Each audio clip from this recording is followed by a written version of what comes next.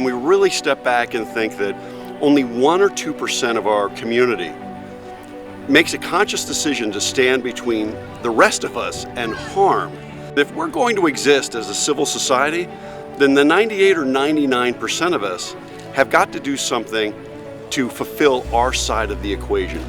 And VetFest gives us the opportunity to come out, demonstrate support of our veterans, be educated on the issues confronting our veterans and their families. You know, I was a C-130 Loadmaster, and I've seen carried a lot of guys, wounded soldiers in the back of the airplane, human remains, and then to come home and, you know, one of my friends that I've flown with on deployments, you know, just, you know, takes his own life, and it means a lot to me, you know.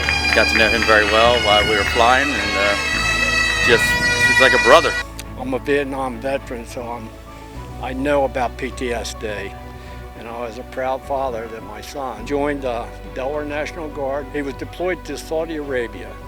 I knew when he came home he had problems. He had overdosed on opiates. We found a 4-page letter that he had written, a suicide note, that why he was doing what he was doing. He was scared. And it broke my heart that I couldn't be there for him. My name is Michaela McGowan. I'm the Gold Star sister of Corporal Stephen McGowan, killed in action, March 4th, 2005. A lot of the times people don't realize that Gold Star siblings are going through their own grief journey. They focus on the parents. Of course, everyone recognizes the loss of a child. Everyone's going to recognize the loss of a spouse, but often the Gold Star siblings are forgotten, and they are given the responsibility to support their mother and father going through their grief, or a spouse, or the children left behind.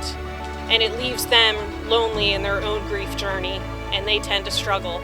This year, we were blessed to have an amazing display, the Remembering Our Fallen exhibit and memorial. My name is Nola Fritz. I'm a Gold Star mother to First Lieutenant Jacob Fritz.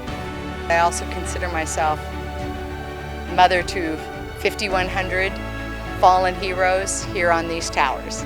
I and my fiance travel throughout the United States. We want people to remember the fallen heroes that we have lost since the global war on terror was declared in 2001. It's one thing to see people in uniform and that frame shot of just them in a serious looking face, but at this memorial showing them with their families, them doing casual activities, them back in high school, it's different. It puts things really in perspective that they're probably doing the same things I was doing, and then they chose to defend our country, and because of them, I'm here today. I was so proud of this community. They wrote out the names of the fallen so that they could carry them on their walk, on their run, or on their rug. The organizers of the parade were able to get a bunch of World War II veterans, put them in vintage Jeeps, bring them up the street.